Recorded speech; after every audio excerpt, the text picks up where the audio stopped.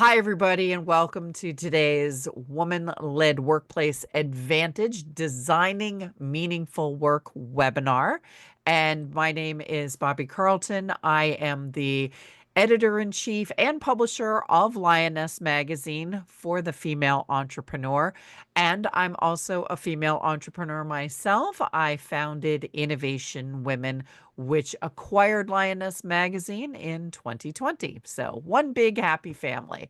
And we are here today with a couple of guests who are the leaders of the top workplaces for 2024, the woman-led workplaces, top workplaces.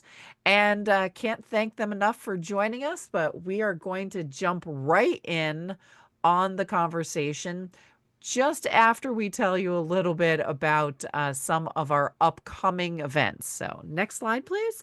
So today we have with us two members of our top workplaces, women-led companies. And we are talking today with Jill Kreider. She is the president of Azura Memory Care and Assisted Living.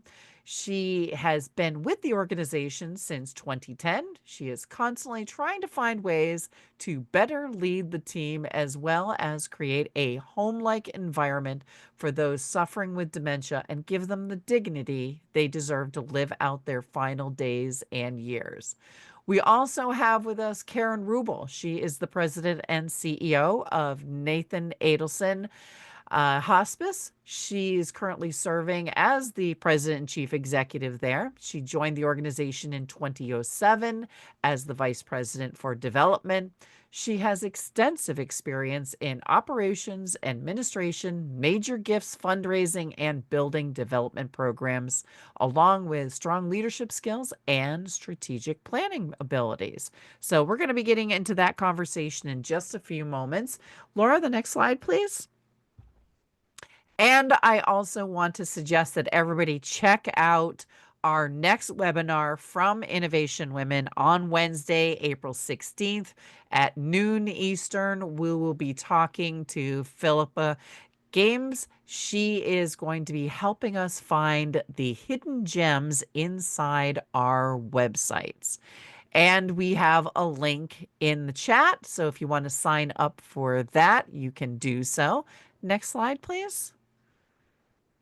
And definitely, if you are interested in public speaking, check out the Innovation Women 101. We're calling it the next step to success with public speaking.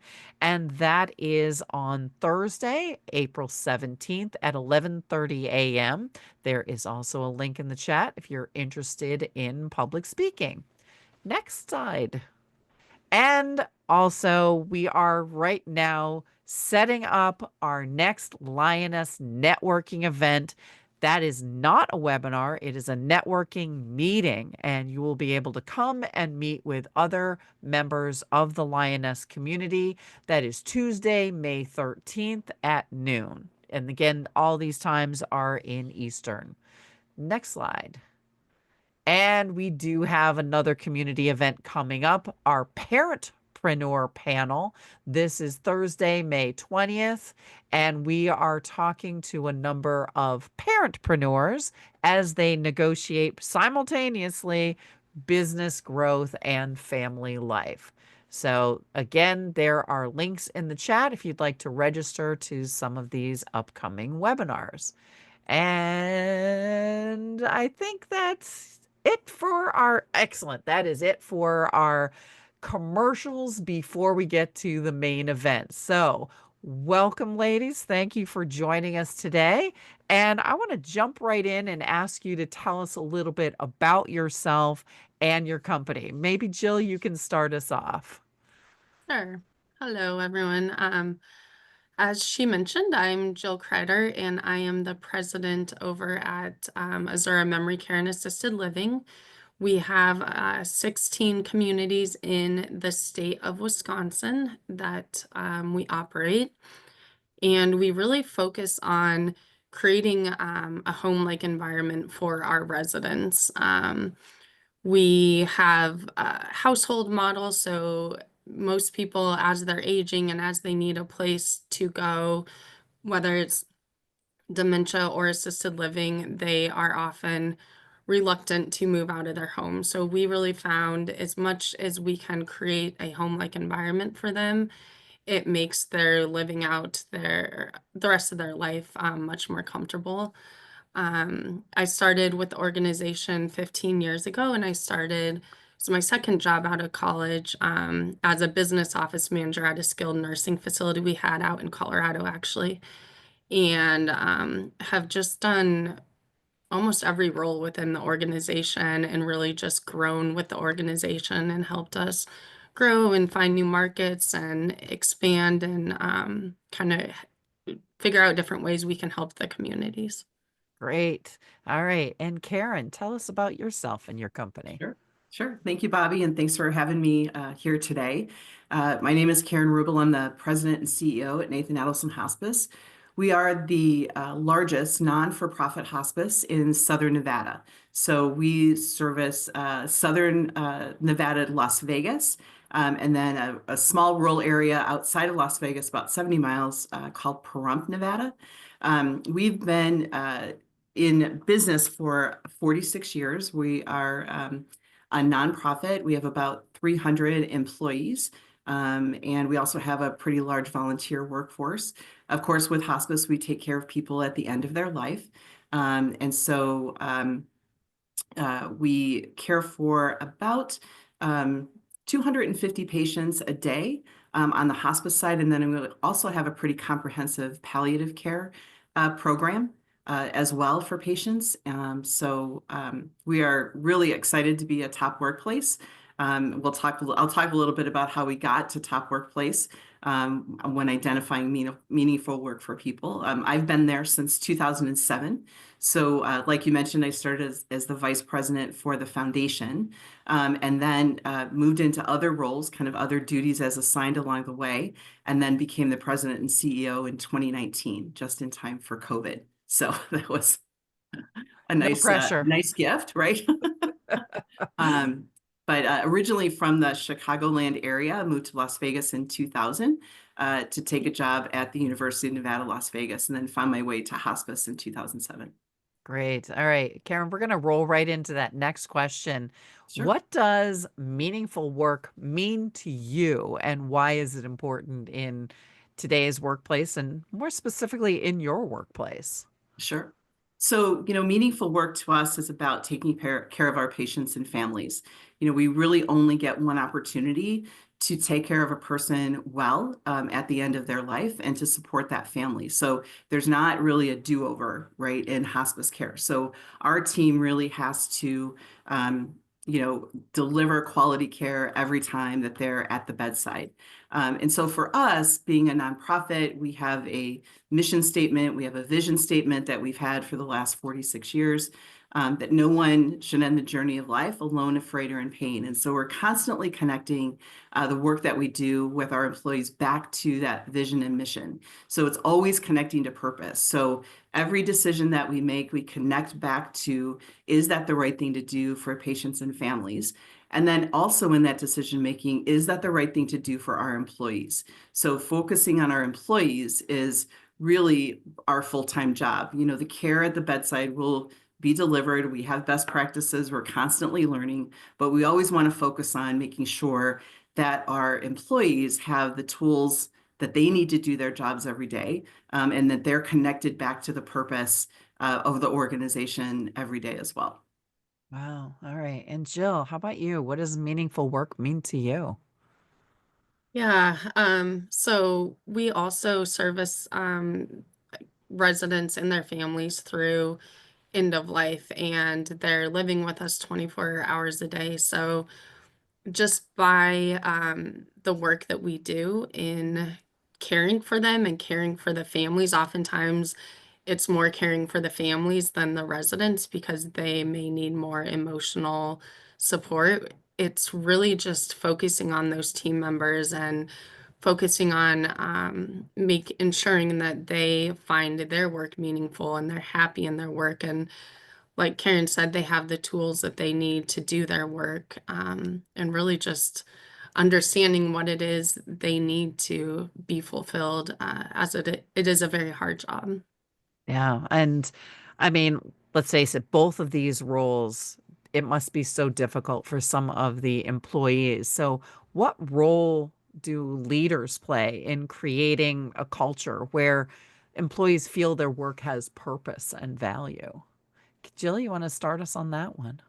Yeah, I think for me it's really just seeing them and understanding them, really just giving them the support and recognition. I'm a very big proponent on being in our communities. I'm never in our, corporate offices, so just being on the floors with the teams, understanding what they're going through, and really just helping them be able to kind of lead their work in the way that they feel it should be led with the residents. We always say, you are working inside the residents' homes. This is their house. So, treat them respectfully as you would at your grandma's house. And what are some things that we always ask for feedback? How can we make their lives better? How can you guys help support that? And really just giving them that recognition. We do a lot of like core values. So similar to Karen, we have, our purpose is to transform the culture of care, and really just honing in on that with our team members, and then core values. So giving them feedback and really just connecting that back to their jobs. Excellent. Karen? So the majority of our workforce in hospice is in the field. So we as leaders do not get to see our employees every day. So there's not a place that they come to because hospice is provided in a person's home or in the place where they call home. So there's just a handful of employees that we might see on a regular basis that provide the administrative support to the people that are in the field. So it's really important for us as leaders to keep a laser focus on making sure we're connected to those people in the field. And we do that in a couple of different ways. Communication is very important. We send out a weekly newsletter that comes from me about things in the organization that I think people need to know. We encourage people to come off of Zoom and have in-person team meetings. There are interdisciplinary team meetings that have to happen every 2 weeks to discuss the care plans for the patients. But sometimes those happen on Zoom or Teams because everybody is in the field, but we really encourage those to be in person. We also, try to have, opportunities for people to come together. So we do a State of Nathan Adelson Hospice. We'll do town hall meetings every once in a while so people can get connected and to see each other. So lots of times our employees are asking for us to, how can we get together? How can we be able to see each other really in person? Because COVID really did take a toll really on folks because everybody was at home. So even that administrative team was at home during COVID. And so we got so used to doing all of that work kind of remotely, it was hard to get people to come back in the office. As you all probably experienced in your own organizations. So we always want to make sure that we're thinking about ways that we can touch those employees that we don't see every day. All right. And Jill, how about you? I mean, are there specific programs that you have implemented or specific initiatives to help your employees find more meaning in their work? Yeah, one of the things that we've implemented just in the past year is a team member dreams program. So we ask, and we've had this with our residents for probably 8 years, but we ask all of our residents and families when they move in, what would your best day look like? So what is something that maybe a dream that hasn't been fulfilled, or you used to do it but you haven't been able to do it for 20 years. So we started that with our team members this year, and it's been really, really impactful. Recently we had someone who had a spouse who was passing from cancer, and they had always wanted to do an Alaskan cruise, but hadn't been able to financially. And so we were able to make that come true, or, just a weekend away, or maybe something as simple as we had someone whose husband was disabled and couldn't afford a bike to be able to go bike riding with his wife. So we've really focused on kind of the team member side of that. Because that meaning inside and out of side of work really just shows that they're valued. Oh, wow. Karen, I'm curious, like how both of you measure the success of these programs. Sure. It's like Yeah. One of the obviously other the ones you just mentioned, Jill, like I feel like that would be a success no matter what, but how do you measure the success?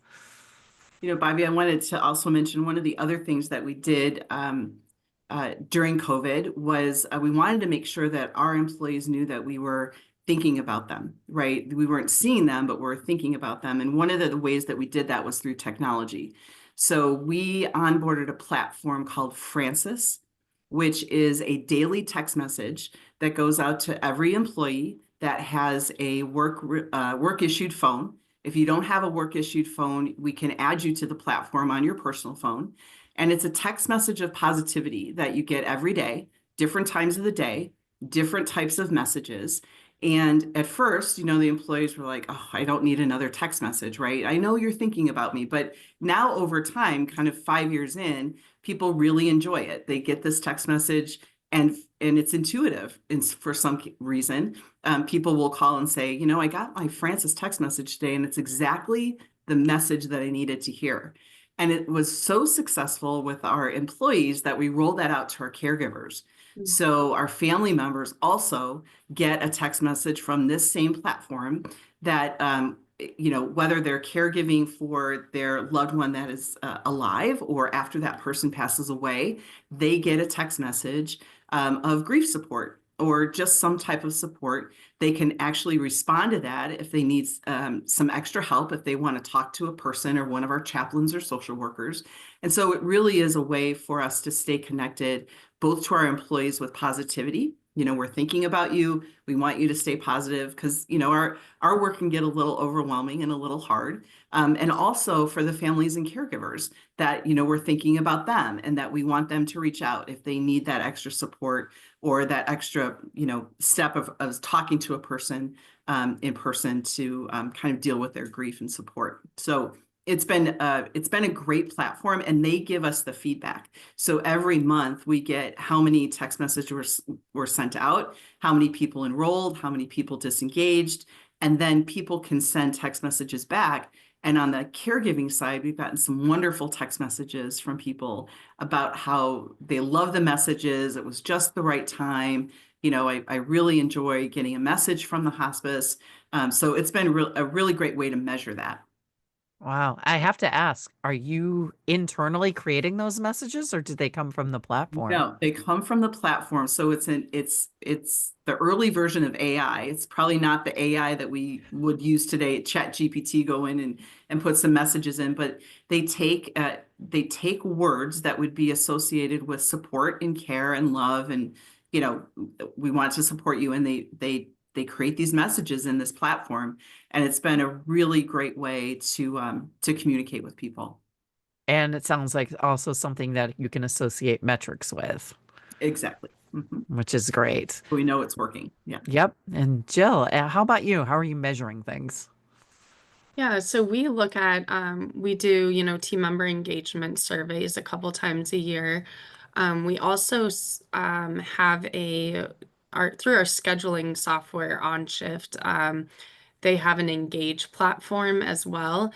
So at the end of every single shift, the team members have to answer, either yeah, basically how was their shift? Was it good, bad? And do you have any feedback or anything you need? So that's something we're monitoring on, a daily, weekly basis.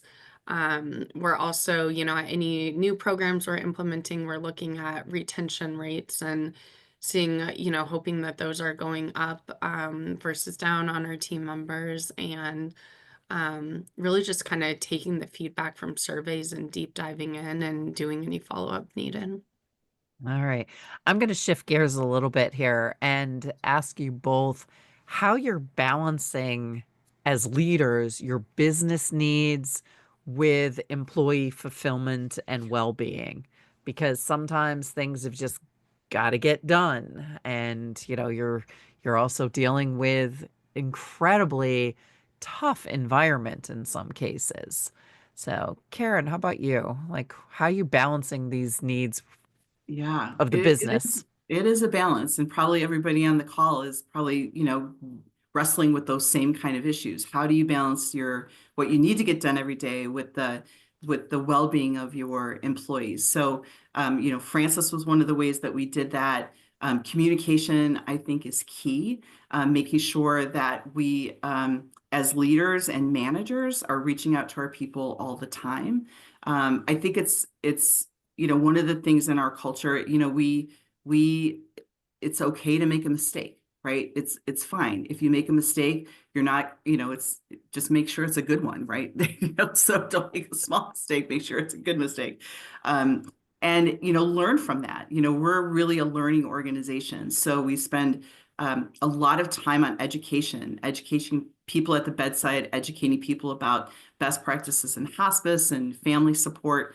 But making sure that people really have the tools that they need, and also encouraging people to take time off. We have a pretty robust PTO bank and policy, and when people are taking time off, we encourage them to not check their phones and don't worry about what's happening in the organization. We'll be here when you get back, right? So making sure that people and we monitor the way that people are taking PTO. We send out, regular emails to people saying, your PTO bank is getting a little bit, big. You might want to consider taking some time off. So we want to make sure that people are just also managing what they're doing at work with their personal life and making sure that they're taking care of themselves. Mm, all right. Jill, how are you handling that balance? Yeah, I think one area that we've really focused on is just ensuring that the communities have regional support. So there's somebody other than themselves, because it can be like same with Karen's business, it is a 24-hour business. So there you are never really off the clock. So it can be a high burnout field, and we see that a lot with our leaders in the homes. So we really just focus on ensuring that they have regional support. We're here to support them. We're boots on the ground with them. And then probably a year and a half ago, we switched over from PTO to responsible PTO. So they don't accrue PTO, they don't have to use PTO, but we encourage them to take as much PTO as they can responsibly. So ensuring, so it's really been a culture shift, I feel like, ensuring that they understand what the needs of the businesses and the needs of their own personal well-being. So if, we really encourage them to take that time off instead of, um, you know, not taking time off, or they don't have enough PTO in the bank. So I've literally never heard that term before. Fascinating. yeah, we Um, called it responsible PTO versus unlimited PTO just because it is unlimited PTO. However, it's really like what's responsible for you and the business, and how do you make that work? And it's worked really, really well. Interesting. I come from a tech background. A lot of the companies that I work with are tech companies, and unlimited PTO is actually relatively common. Yeah, But I've often been told that it is uh, people, when they have unlimited PTO, don't tend to take as much time off, even though yeah, it's unlimited. yeah. We So actually measured it because we have, a year and a half, 2 years of data on it, and people have taken more time off, but it's been smoother time off. Like they've really ensured that the homes are set with what they need, because it gives a higher sense of responsibility for when they are taking time off. interesting. We're already getting some questions from today's audience. And folks, if you do have a question for Jill and Karen, if you want to use the Q&A, That would be fantastic. Our first question from the audience is actually for Jill, and this is back to the end of shift question that you ask your staff. Do you find that the staff answer that question about if there is anything they need? And if they do answer it, how soon does their need get met, if it can get met? Yeah. Yeah, that's an important one. So, the executive director of the community does monitor that on a daily basis, and then our HR director also checks it weekly to make sure that they have been followed up on. So, I would say we get a lot of people that, we had an amazing shift, walked around with so and so, or fortunately someone passed away, but I was able to hold her hand through her journey, so we get a lot of really like heartfelt comments on there. But we also get some where it's like, we're low on orange juice, or we need more, wipes, things like that. And they are, read daily. And then the executive director follows up, to ensure those items are purchased, and then follows up with that team member that left that comment. Great. All right. So those are followed up at least daily. Yep. That's terrific. Um, I'd love to ask both of you, like, what is the biggest challenge your organization faces in creating this meaningful work environment? Karen, you want to start with this one? Sure. So our biggest challenge, there's lots of challenges, right? I think it's just keeping it top of mind is certainly a challenge, right? With everything we have going on during the day, all the things that are coming at us all the time. Certainly healthcare is changing. The hospice industry is changing. So there's lots of things that we can get distracted by. But I think that the biggest challenge is always to keep at top of mind your mission, your vision, why you're there, your core values, and making sure that every decision that you're making is connecting back to purpose, and is it really the right thing to do for the organization. All right. And Jill, how about you?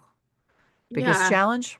Yeah, I think it's kind of a little bit different based on position, but I'd say like for whenever we do our surveys, the highest score just given the industry, we work in is um the reason they stay is because of the residents and um you know the value that they get out of feeling needed and feeling loved at work. So that it hasn't, I wouldn't say on the caregiver level that has been a challenge for us. That is why you see people stay, because they love their residents and they feel valued at work and needed. Um, I think, with like management, it's really just focusing on reminding them, what we're doing in our work is so valuable and it's so needed, and just really focusing on that. And really the business side of it just kind of falls into place because it's such a people business. So if we're focusing on the people, the caregivers, ensuring they're valued, ensuring they have what they need, then the business side usually comes into play with it. Wow. All right.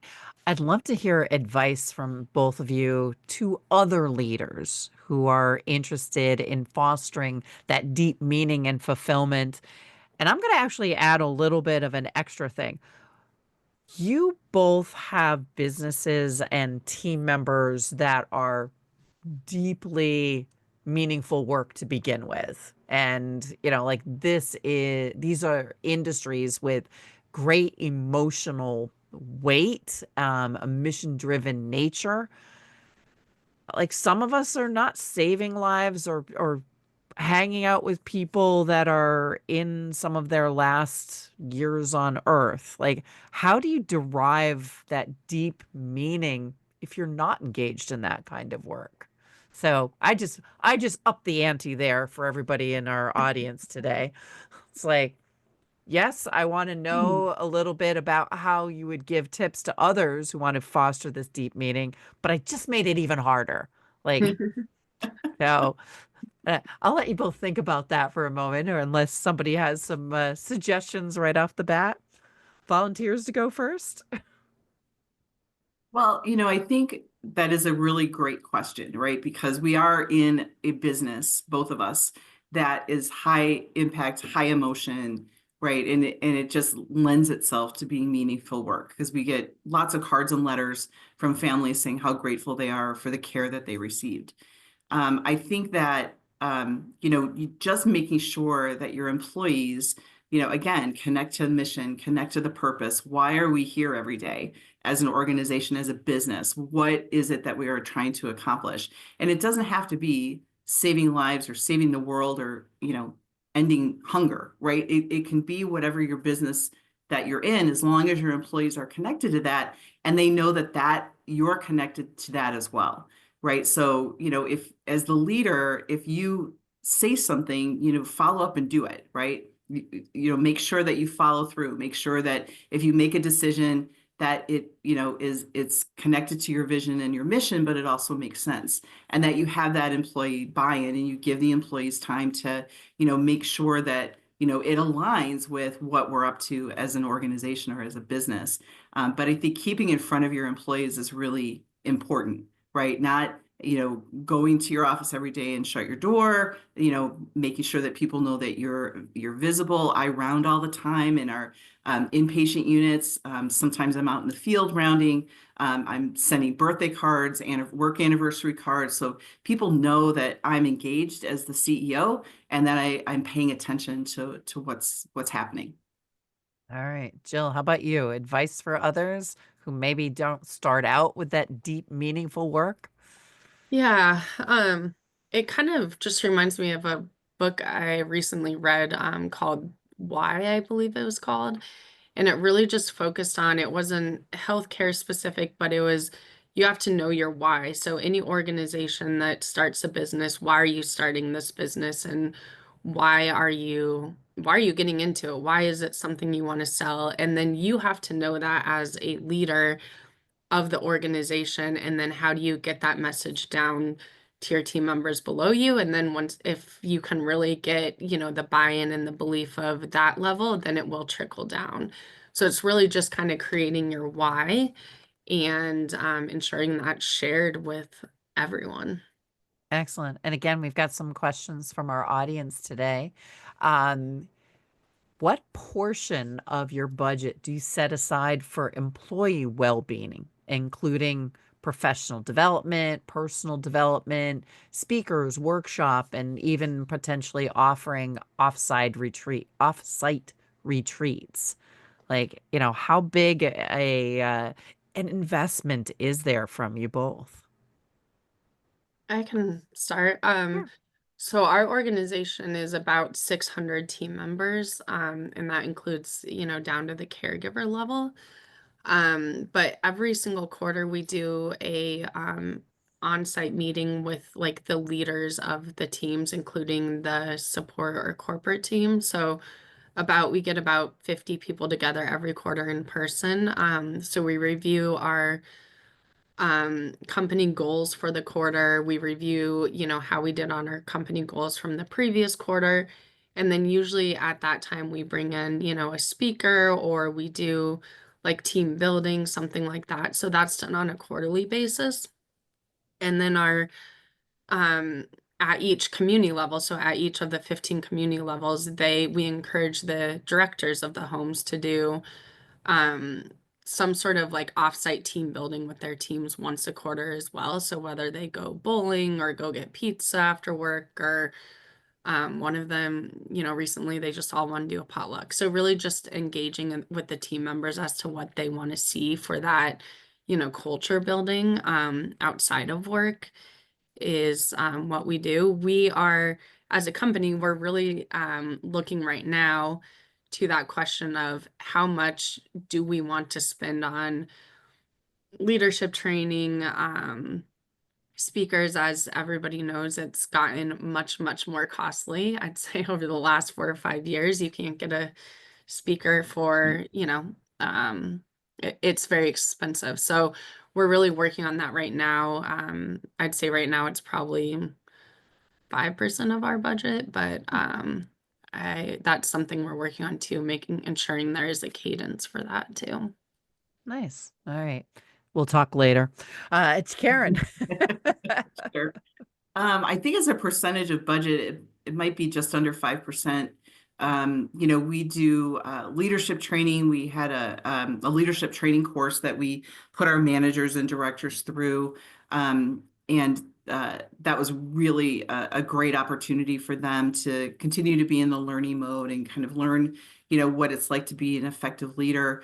We do lots of, roundings and, social events and things that kind of connect people to each other. We we do invest a lot. We did, tuition reimbursement for people that want to go back to school. We pay for certified nursing assistants to, get their credentialing. So we're always encouraging people to, learn more, to be more open and transparent about what they need. And we're happy to invest monies where we need to, depending on, what's happening in the workforce, what are some challenges that we're facing in that particular year, and kind of what's coming down the road. Excellent. All right. Another question from the audience asking about onboarding and communication training and implementation, like for new team members, especially in regard to effective and empathetic communication toward residents and their families. And where are the biggest communication gaps internally and externally? Yeah, so for us, onboarding is a multi-day process, right? So we have a pretty robust orientation. Every leader in the organization meets with the group of new people. We have an orientation once a month. And then there's a clinical orientation. And so throughout that clinical orientation, if you're working at the bedside, and even if you're not working at the bedside, if you're in one of our working in one of our inpatient units, that's important to just have that empathetic dictionary kind of in your space so that you are always listening. So we do a lot of training on listening, and not a lot of talking, right? Let's meet the family, let's meet the patient, let's meet and really let's meet each other, right? Where we're at. That's one of our core values, is that we all have something to contribute, whether we're a patient, a family member, and a staff member, a colleague, or even a donor, right? We work a lot on listening. So we do spend quite a bit of time on training and education on active listening and what that means, and then appropriate responses. And it's a very emotional, as we've talked about, this is a very emotional business, and so we really encourage people to do a lot of listening rather than a lot of talking. So that's one way we address that. Excellent. And Jill, I mean, I know you've worn almost every hat in your organization, and our question from the audience specifically mentioning that. So great that you could do that, and very powerful that you've done that.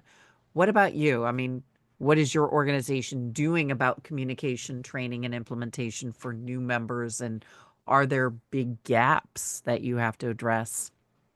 Yeah, we do a lot of so each of our communities do 7 days of on-site training. There's a couple days of video training, and then 4 or 5 days working alongside another caregiver. Um Myself or Josh, our founder, we try and make it to as many as we can.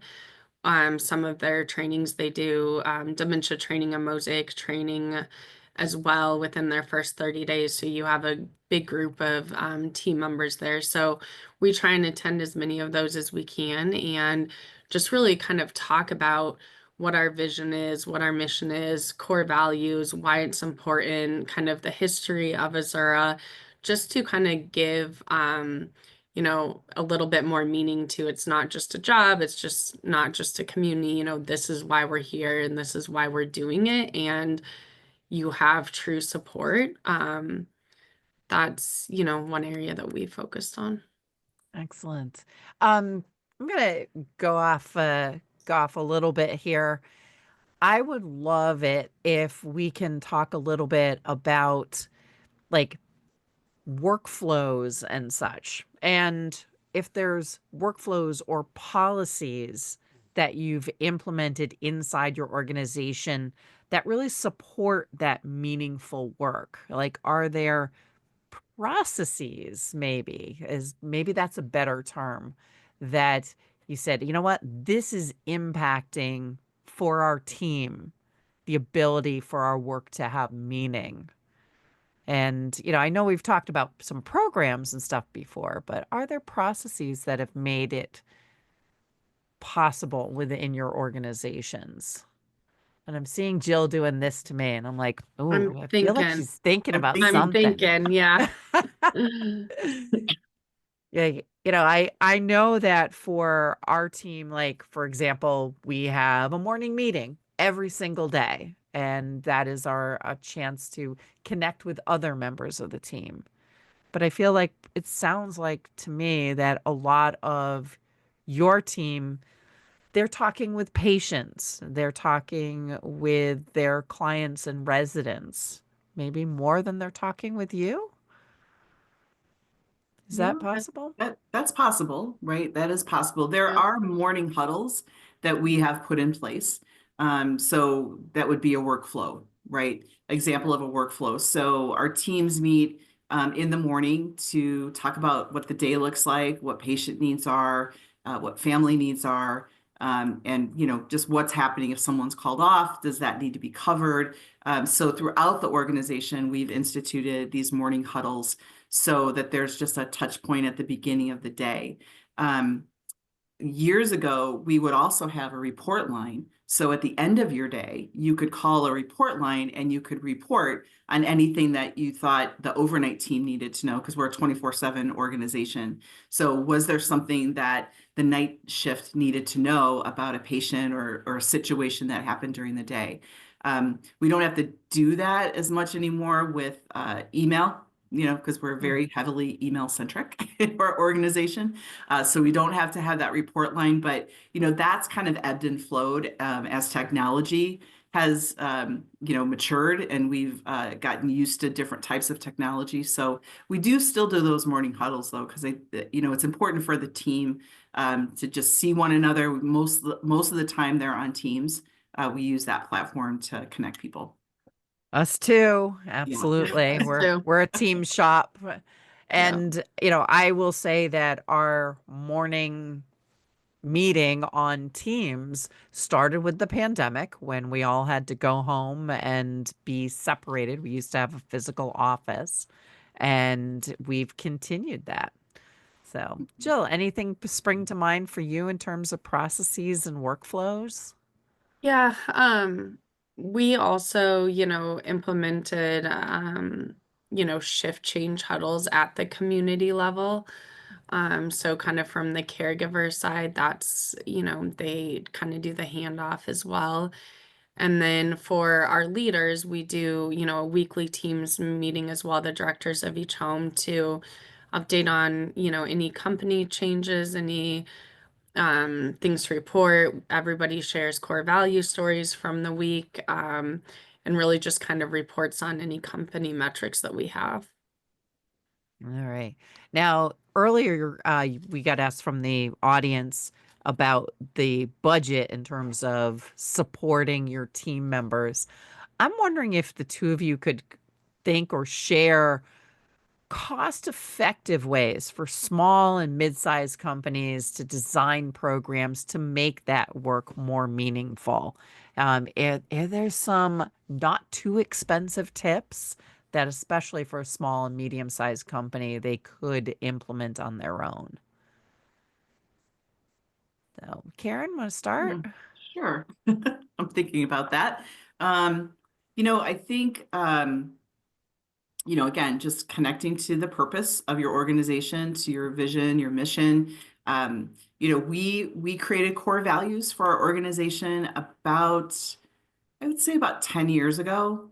And those actually are part of the annual evaluation for each employee. So we thought that was so important that we put those core values, there's 5 of them, into the annual reviews. That includes me and it includes everybody kind of down the line. We're all measured really on those core values. So that's a cost-effective way, because that's really just creating the core values that you want for your organization. I think, I send a birthday card and work anniversary card to every single employee each month. And that's a really cost-effective way to just, do that. I also have known CEOs that make a call. If they have a smaller organization, they make a phone call to everybody that has a birthday. And that is from the owner of the company, the CEO of the company, to each of their employees. And that has been very beneficial for that company because they wanted to turn around the culture and get really connected to their employees. So, and then you try technology. Some of the technology out there is not that expensive. The Francis platform is really not that expensive of a platform for the payoff that you get at the end. So that might be another way to just kind of look at technology as more of an investment in the long-term strategy than an expense kind of right out the gate. Excellent. All right, Jill? Yeah. So we like to do, or I like to do handwritten cards as well. So if I hear of, I do a leadership huddle with my team every morning. So if someone shares a core value about a team member, at another location, I like to send them a handwritten card, maybe a small gift card, but usually just a card and or a text letting them know that, you heard about, this, sweet interaction they had with a resident, or thank you for, going helping out a sister location. It really just means so much to them just to know that they're being seen and being heard. So I found those very effective. I like to do like a Friday email as well, where it may be just something inspirational that I saw during the week or out of a book I read or something I heard, if I feel like it could be impactful or, just an idea for the teams. I see one community, doing pen pal with a local school, so I want to share that idea with the whole company. So I try and do kind of a Friday communication email that can just be inspirational. Yeah, and then core value awards, so similar to Karen as well. We do, the core values and then quarterly do awards for those team members where we recognize them. So an awards program. Yeah. So is there um, incentives attached to those awards? Yeah, yep. So they receive their name and picture on the plaque in their community, and then I believe like so we have an apparel store because they wear, Azura logos on their uniforms, and we have a bunch of other things, so they get like $100 to the apparel store as well. Nice. Karen, does your team do awards as well? We don't do awards, but we do, on your first work anniversary, you do get to go to this platform and choose a gift. So it's like a shopping store, kind of similar to like an airline rewards or, a rewards program. And they get to pick some kind of gift. And then at 5 years, 10 years, those types of things. We've tried some different types of employee recognition programs, and they come with all of the challenges and opportunities that you would imagine that you've heard about. So we don't have one in place right now, but Absolutely. And actually, I've talked a lot with different organizations about employee recognition programs, and they can be quite challenging, yeah, yeah, surprisingly so. yeah. Well, Right. We're always surprised when we want to try something and we're like, oh, that's really not working. So yeah. Okay. Dare I ask yeah. for an example there? We've tried everything for, with the recognitions and the plaques, and it's usually the same people that bubble up to the top, right? So you're not necessarily getting everybody, because we've got, about 300 employees. So it just didn't seem like it was working for, to really recognize the entirety of the organization when the same people, kind of were getting that recognition. So the individuals were being recognized, but the Yeah, larger organization right, wasn't. right. Yeah, Yeah, that is absolutely a challenge that I've seen with different employee award programs. yeah, It's like you want every single person to win. yeah, yeah. Mhm. Yeah. All right. We do have another question from the audience, and obviously a speaker asking this question, because Jill, you did mention that speaking is getting quite expensive, and so this person was asking. I'm going to shorten it up a little bit and ask. Do you negotiate? Is there any curiosity there in terms of the process? For example, when you see a price point with a speaker, does the conversation end there, or do you request a conversation to identify other options? Yeah, we do that actually. Because usually, someone's throwing out a price, and so we always do have a conversation of what we're looking for, we're not a giant organization, so a lot of numbers first are thrown out are for large conferences that maybe have a $30,000 speaker budget or something like that. So we do always have the conversations and negotiate that. Got it. All right. Yeah, as I said, we have a large audience of speakers and appreciate your transparency on that. We are getting towards the end of our time together, and just love to have two of you share some quick tips with our audience. Like, I'm going to start off with one particular thing that I always love to ask.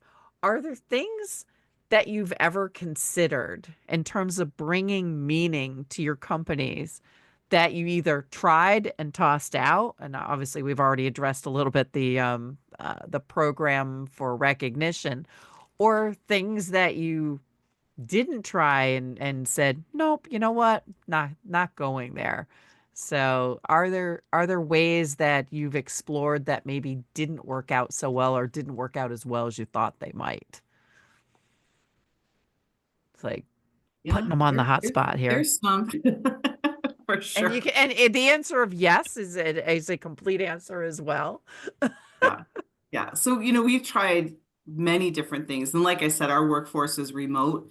So we wanted to make sure, we're always trying to think of ways that we can connect with them. And during COVID, when it was just such a stressful time, we decided to hire food trucks and go to different parts of the city where our employees were and invite them to come to this food truck. And I don't know if it was an ice cream cone or a hot dog, something. They could come to this food truck, and all the leaders went with the food truck, and not very many people showed up.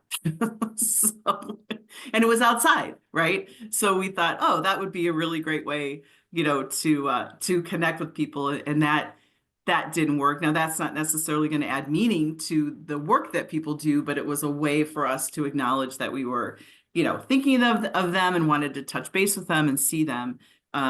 But sometimes it's just the smallest thing, right? That will make the most difference to that employee. So that thank you card, or, that recognition when a family recognizes the great care that someone's gotten, or the feedback from, a customer, right? If we take it out of healthcare and take it out of taking care of people, just the feedback from customers about, they were really appreciative of their experience. We all get surveys, right, these days. Same thing in healthcare. You always are going to get a survey. And so sharing the results of that feedback from your actual customer, the people that are, taking advantage of your service or your business. And I think that also is very meaningful to people that are doing the work. They want to know that they're making a difference, or, that we're achieving our goals. And so I think that feedback is important. Excellent. Jill, anything you want to add on that? Um, One that came to mind was also like we tried, listening to our team members and what do they need and what are their, how can we better support them? One area, they all said like transportation was an issue. So we decided to, link up like bus lines and, figure out like Uber for business and, work through that. And it was similar, it just was a flop. It didn't work. They didn't utilize it. They wanted, they didn't want to step through 3 steps to, get it. They just wanted the easy, quick way. And So we really just kind of went back and said, okay, how can we better? Is it paying them more money? Is it ensuring, there's bus lines, things like that? But that was one. And one I'd say that did work really well that we implemented is like a Azura Bucks rewards program. So they earn, these Azura Bucks like money for getting core values. If they don't have any absences, each month they can get it for picking up shifts and then they turn it in for gift cards or, apparel to the store and things like that. So kind of like a rewards program. That's one we've seen very successful. Mm. As you were both talking, I'm curious how much the creation of a meaningful work environment starts at the beginning with the hiring process. Like, how much have you um, are there questions that you ask during the hiring process that lead you to the right people that help contribute to this overall meaningful work environment? And Karen, you started us right off by saying, like, how we got to be on this list of top women-led work companies. Is Mhm. that part of the process? Yeah, I think it's the questions that you ask in the onboarding, of your new employees are critical, right? And so when you're interviewing, you want to make sure that you're asking those questions about, what is it that the employee, why are they choosing to work in this field? Why are they coming to this company for an interview? And you really can pick up in their answer pretty quickly. Is it because they're interested in the mission? Have they read about the company? Or do they know what we do? And just trying to get to know that employee in that interview or that potential employee in that interview, even before you make the offer, right? Like, are they going to be a good fit in your culture and with your team? I'm not exactly sure exactly what questions we ask, but that's Yeah. the idea, right? Is to get to know that person and, are they choosing us because of what they can see on our website and online and what they've heard from people in the community? And is that person going to be aligned in our culture? We've had many experiences where we've been short on staff and are just hiring people, right? And it felt like we were just, if you were breathing, we were giving you a job, right? Because we had to get people, on board. And that just didn't work for us. So we really had to reset that and say, okay, how can we redistribute some of the work so that it gets covered until we do get those right people in place? Because making decisions like that quickly will have long-term negative effects on the rest of the team. Excellent. Jill? Yeah, I would say similar. We also do like a shadow process. So after the interview, we want them to come see what the work is like and us to see how they'll be like in that environment. Because I always say if you're looking for a job, and want to make, $20 an hour, if you don't have empathy and a passion for residents and elderly, then Quick Trip or, Target, like honestly, you have to have the right compassion to do the work that we do. So we really focus on that after an interview. They have to come in for, a 3-hour shadow and do the work alongside a caregiver and make sure it's a good fit. Wow. Thank you both for joining us today. And I'd also like to thank our studio audience. Just a reminder for everyone that Lioness Magazine is a whole community of female entrepreneurs. We are also part of the Innovation Women community. Innovation Women is all about public speaking and the power it brings to women and other underrepresented voices. And thank you again to Jill and to Karen for joining us today and talking about the advantage that they find in designing meaningful work in their groups. So, thank you everyone for Thank you. joining us today and appreciate you joining us for today's session. Thank you, everyone. Bye Thank bye. you. Thank you. Bye.